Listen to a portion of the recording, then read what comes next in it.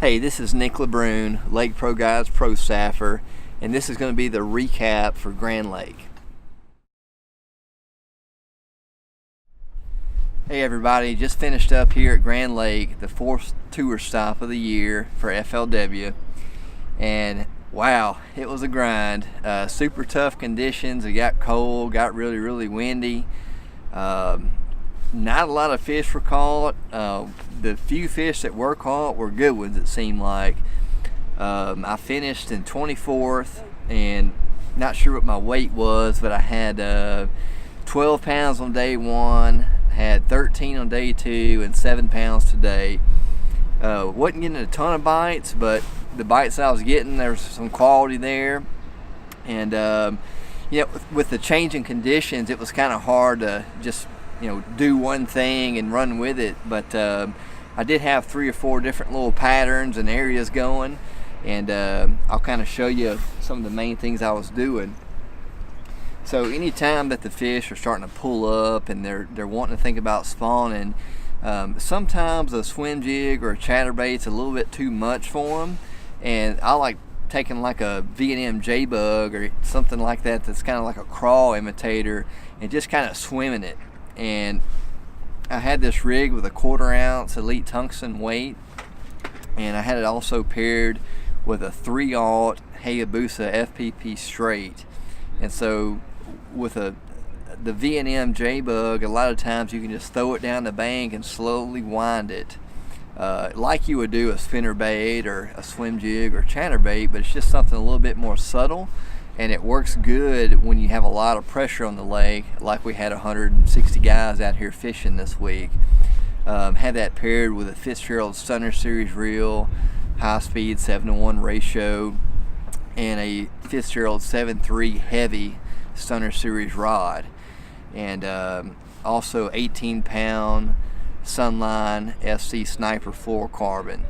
So anyway, that was one of my setups that I kind of went to work with this week.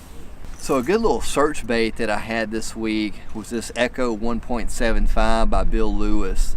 It seemed like they wanted a chartreuse color, some kind of shad imitator, but I would just take this and cover water in the pockets that had steep banks and around the laydowns and around the docks. And this bait dives 3 to 5 foot probably. I had it on 12-pound Sunline cranking fluorocarbon, and had it on a 7-to-1 Fitzgerald Stunner Series reel, and this is a 7-foot Versa rod by Fitzgerald. It's a medium action rod, so if I did get a good one on, this rod would really allow him to shake his head and not come off, and kind of help me land a few more fish at the end of the day. Once all the pressure kind of hit after day 1 and day 2, I kind of had to downsize and go to a smaller crankbait. But the Echo 175 is always kind of my first choice when I'm searching and trying to find out where they're living at. And lastly, you can't have an event in Oklahoma without having a big spinnerbait in your hand. The Big LeBrun, just like at Sam Rayburn, was a player, and anytime you've got shallow, stained, muddy water, and the fish are kind of pre-spawn or spawning, it's the deal.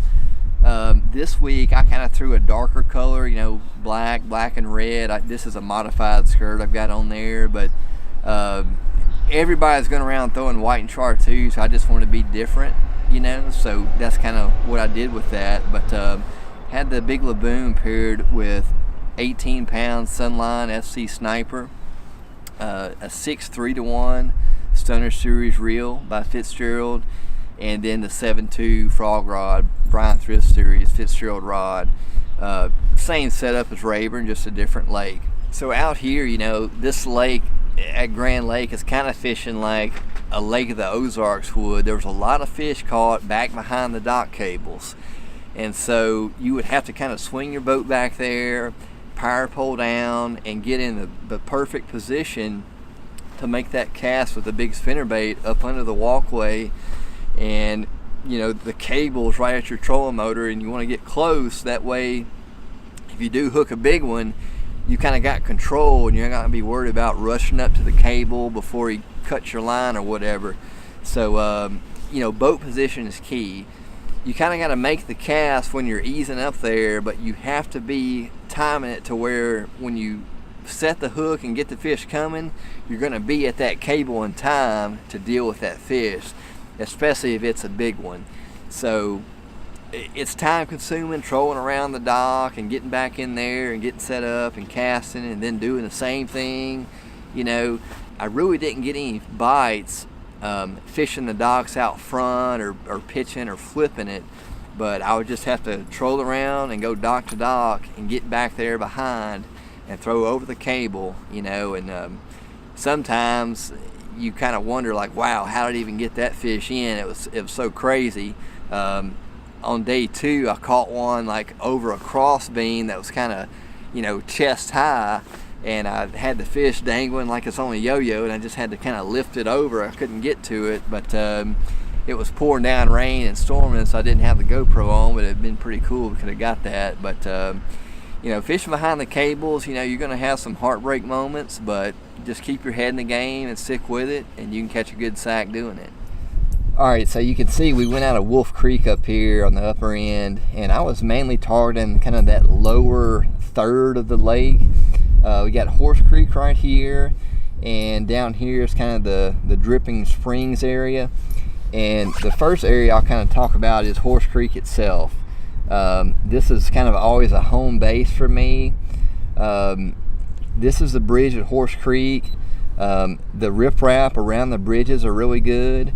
And then if you run further back in Horse, a lot of times when the fish are starting to pull up, you can have success in the little pockets and the little docks that have rock around them. So I'm just going to kind of mark Horse Creek as a general area. You can kind of see the waypoints right there for that. All right, so coming out of Horse Creek, we're going to come back down the lake, and this next little pocket, I'm not sure what it's called, but right here, in practice, I found the fish in here pulling up, and I had a limit there on day 1, mainly doing the crankbait thing and the spinnerbait thing, but there's a lot of steep banks in here with some timber on it, some laydowns, and it seemed like the fish were trying to pull up and kind of wanting to do their thing.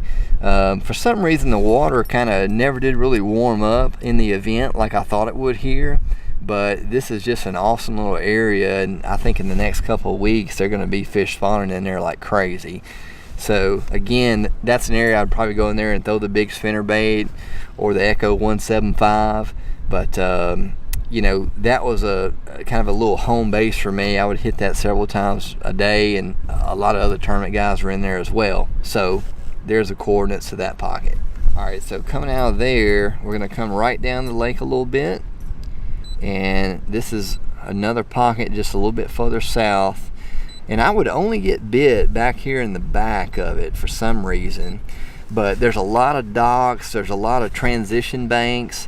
And when I say transition banks, I just mean that it might be a steep bank, and then it also goes to flat.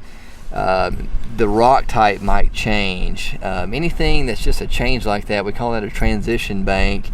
And there's a lot of that going on in this area. You can see on the Lowrance here, there's a lot of contour lines that have some kind of weaving in and out of the bank. So in here, when we had the rainstorm on day 2, I caught my first good one of the day, first fish of the day, back behind a dock, over the cables, and it hit the biggest spinnerbait. So there was a lot of fish in here. I kind of think a lot of them got picked off on day 1 by other tournament boats.